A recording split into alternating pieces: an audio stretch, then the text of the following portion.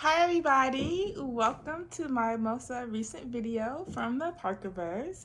If you like this video, don't forget to please like and subscribe. I'm trying to grow my channel and I'm trying to give you guys content that you will find entertaining, funny, and if you're a nerd like me, stimulating. Alright, so let's get started with my review of Picard. Now, I'm a huge Next Generation fan. Every Star Trek fan has their gateway trek, and the Next Generation was mine. And so I was super, super excited at the prospect of seeing Captain Picard come back, and of course, hoping that I would actually get to see some of my other Next Generation characters that I love, which is going to happen later on. And so I'm super, super stoked for this series, right? So now it's important that you understand when you watch Picard that this is not a remake of the Next Generation. It's not a reboot, nor is it Star Trek The Next Generation 2.0, which means you're not on a ship. You're not on some adventure on a ship called Enterprise, a Enterprise. Star Trek The Next Generation sort of told these big stories, and Picard is more of an intimate story. It's about the journey of Picard. It's a personal journey. It's a quest for Jean-Luc Picard to find himself and to find his passion after he has left Starfleet and basically gone to the Chateau Picard. In his words, later on he'll say to die, basically. And it is him sort of realizing that he is still that man who wants to boldly go where no one's gone before. So, the first episode is basically just to reacquaint us with who Picard was before we met him and what he's been doing since we met him and what he's going to be doing now that we've reconnected with him. So he left the Enterprise to be ahead of this armada, which was going to rescue the Romulans. So for those of you who are familiar with what's called the Kelvin verse, which is the J.J. Abrams movie, Romulus ended up being destroyed due to a supernova. And so that's in prime history, and that was the impetus for the Romulan and the JJ verse to come in and change time, because I guess he was trying to stop that from happening or whatever. We don't know, because we never see that Romulan again, so I don't know. But anyway, we know that Spock was working on trying to save the Romulans, and we find out that Picard thought that was a worthwhile pursuit as well. And so he actually had to convince the Federation to help the Romulans, because there were people in the Federation that didn't want to help because they were old-time enemies. So he convinced them to help them. He got this armada together. It was the most, I think they said the most, what's the word that they used? It was something that had never been done. And they were going to go to Romulus and try to save all these people. And in the midst of this, they had these synthetic officers serving with them that went rogue. They went rogue, they attacked Mars, they basically obliterated the planet and killed most of the people that were working on Mars and settled there in a colony. And it was such a huge, devastating impact on the Federation that they called off the armada, because we're like, now we don't have resources to go do these things that some people in the Federation didn't want to do anyway, and they banned all synthetics. And so Picard was opposed to both those things. He was opposed to the ban on synthetics because, of course, Data was a synthetic, and he felt like that they were being prejudiced. And then he was against, of course, the abandoning of the Romulans, because it was like we had given our word. I mean, you're talking about hundreds of millions of people that we're just going to let die now. That's not what the Federation stands for, prejudice and death. And so he resigned. And so that's why he ends up on the chateau. So when we find him, it's the anniversary of the failed Armada attempt. And he's giving an interview. He doesn't give interviews, but for some reason he's giving this interview. He has these two Romulan companions that are living with him and taking care of him. He's 92 now, which is kind of shocking to me, because he is older than Patrick Stewart, and I just always assumed he was the same age, and he's walking with the cane. So it's clearly he's slowed down, right? He's slowed down. And he's given this interview. Of course, you know, the interviewer has promised that she's not going to bring up him leaving Starfleet, but she does. And the interview goes south, and in typical Picard fashion, he gives a Picardian speech about how the Federation is no longer the Federation. You know, how they've abandoned sort of their ideals. Meanwhile, there's this young lady who we see in her apartment in Boston, and she's with her boyfriend, and they're just chilling, they're drinking wine, they're celebrating that she got into the Daystrom Institute. When these guys shows up, they kill her boyfriend, they try to kidnap her, but she starts to be able to fight just like out of nowhere, which like freaks her out, and she gets away, and she heads straight to Picard. Picard is curious about her. He feels like he knows her, but he's not sure. He takes the girl in, but it starts to bring up memories for him. And so what he does is he ends up going to his storage area, which is really cute because we get to see a lot of stuff from Next Generation in there. And he finds a painting that Data had painted, and it's of the girl that comes to find him. Her name is Nosh, I think. And so he somehow deduces, I don't know how, but he somehow deduces that somehow this girl is a synthetic and is Data's daughter. Okay. So meanwhile, the girl's ran away. She's freaked out. She calls her mom, who tells her to go back to Picard. It's a confusing thing because she never told her that she went to find Picard, but her mom somehow sets off some programming in her. So she goes back to find Picard. Picard tells her his theory, and of course she freaks out because, you know, she's like, I'm a real person. I'm not, an android. Like, I have a soul.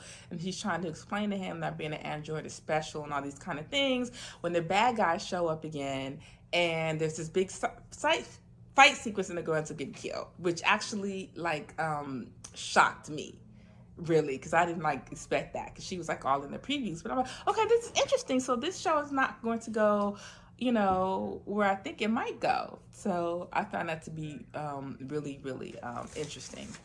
So meanwhile, Picard is telling his friends that he owes it to Data and to Nosh to find out what's going on. So he goes to the Daystrom Institute, and he finds this girl named Agnes. And Agnes, she's into synthetics and robotics, which has been banned, and Picard asks her, is it possible to have a synthetic, that's humanoid, skin and everything? And she's like, no, that's not possible. And he explains that he met a synthetic like that was almost human. And she, at first she's really skeptical, but then he shows her this necklace that Nosh used to wear, and she recognizes it, and she realizes that it was a part of an experiment that they were doing to do such a thing, and that she had this mentor, and his name was Max, and he disappeared around the time of the band, and that he must have been successful in what it was that he was trying to do. And, and she says, that maybe he, was able to make them. And he's like, them? And she's like, yeah, this type of, science, they would have been made in pairs. So she has a twin. Okay, she has a twin. And so sure enough, we are taken to Romulan space, or where the Romulans are right now trying to rebuild. And we see her twin. She works there, helping the Romulans sort of get themselves back together. We're not sure what that looks like just yet. And she meets a young man, a young Romulan, who strikes up a conversation with her. We get to see that she's very nice, very smart, and of course has no idea that she's a synthetic. And they strike up a conversation, and then they peel back into space, and we see that all of this is happening on a Borg ship. So that was basically sort of the first episode. I thought that it was really interesting. It was a good setup. We don't really get to see any of his crew or anything like that. So it was just basically getting reacquainted with Picard, which I actually think was the right move, because we need to be able to bond with him and focus on him before we move on to new characters that you know we don't care about because we don't know them. So I think that that's great because the two centralized characters is going to be Picard and it's going to be the twin. So we need to sort of kind of care about them first before any other stuff makes sense. So now I want to talk about what I liked about it. I liked the opening of it. With it, they had this music playing called Blue Skies. Now, for those of you who saw Nemesis, that is the song that Data sang at Troy and Riker's wedding. And so I thought that was great. I think that was also the song that was at the end a little bit of Nemesis. And so it sort of tied that back in. So I thought that was great.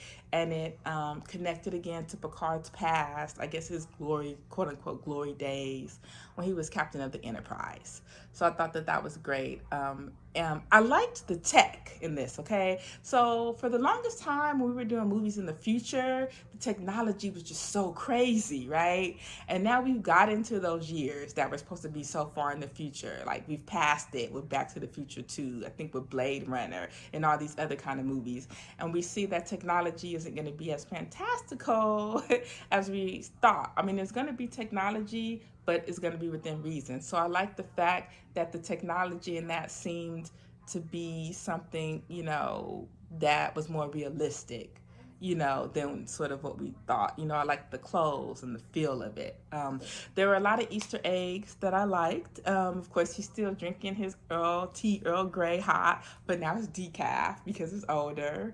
Again, I mentioned he goes to the storage place and you get to see some of the old books that he had on the Enterprise, his Captain Picard Day sign, little things like that, which I thought was just like really cool and sort of a harken back to, who he is and what we were watching. And it was just cool to see. Data's look. I was very skeptical about how Data was going to look because, Brent Spiner is a human and he started to gain weight and started to age as the movies kind of progressed. And so I didn't really know how he was going to look, but I thought, he looked pretty good, like underneath the circumstances. And I was glad that Data stayed dead. So for all of you guys who read the books that are no longer canon, for better, for worse, Data actually ended up coming back alive. And so he stayed dead in this, which I think gives it more of an emotional kind of resonance. And of course, they built off the relationship that Data and Picard had in the movies. So in the TV series, Data was closer to Geordi, which I kind of like, was kind of sad to lose that in the movies. But in the movies, he was more closer to Picard, and you kind of see that relationship growing. And Picard almost seeing Data almost as interesting as it is, kind of like a son almost. And so they're really playing off the loss of him. And I think Picard, because Data was an android, to be honest, I think Picard knew that the rest of his crew was going to grow beyond him and move on. But I think on some level, he always thought that at the end of the day, he was going to have Data, even if it was a subconscious thought, which is why I think losing Data is really so painful for him, because at the end of the day, 92 years old, he thought that he would still have Data. And so another thing too is I like the fact that B4 was a failure. So at the end of Nemesis, Data's memory was put into B4, and it was almost sort of like a trick, right? A cheat in case they did another movie, and it was a way to bring Data back. And of course, they tell us in this that the dump failed, the download failed, B4 was not successful. They actually ended up dismantling him. And I don't know if that's going to come back later. I don't know. But for now, I like the fact that, that Data stayed dead. Another thing, too, is that the theme of this seems to be the theme of what does it mean to be human? And I felt like that was always the theme of Star Trek. What does it mean to be a human in this world, in this galaxy, in this federation, when you're dealing with other different species? And so it's interesting because you're looking at it, this idea of what does it mean to be human in relationship to this girl who's a synthetic, all right, who doesn't know that she's a synthetic, but she has feelings, she has emotions. Is she less human? Is she a thing now? Is she soulless? I mean, these are really, does her life not matter? And so I think these are really great themes that they're going to get into, and that's really going to give us some really good science fiction stories. So I'm really, really looking forward to that. Another thing too is that I have some questions, of course, and the question is, what is this crew going to be like when we meet them? Why them? Why do they care about this young girl and this mission? So I'm looking forward to that. Who are these people that are living with Picard? I don't know. They just give me like maybe I'm being a little bit too cynical, or maybe I'm being a little bit too unfair. But I don't know. I don't think I trust them 100%. And so we're just gonna kind of see, because they keep giving each other looks, and I'm not sure, but we're gonna see. I could be wrong. Sometimes I feel like that they're there to watch Picard, but we'll see. We're gonna see. I don't know. Why are they on the Borg cube? Like, what's going on with that? That's another thing too. That I think it's gonna play into it. And of course, we know the Borg believed in mixing humans and synthetics together. And so that's going to be interesting. And I think that's where 7 of 9 is going to come back in. And also, where's Beverly?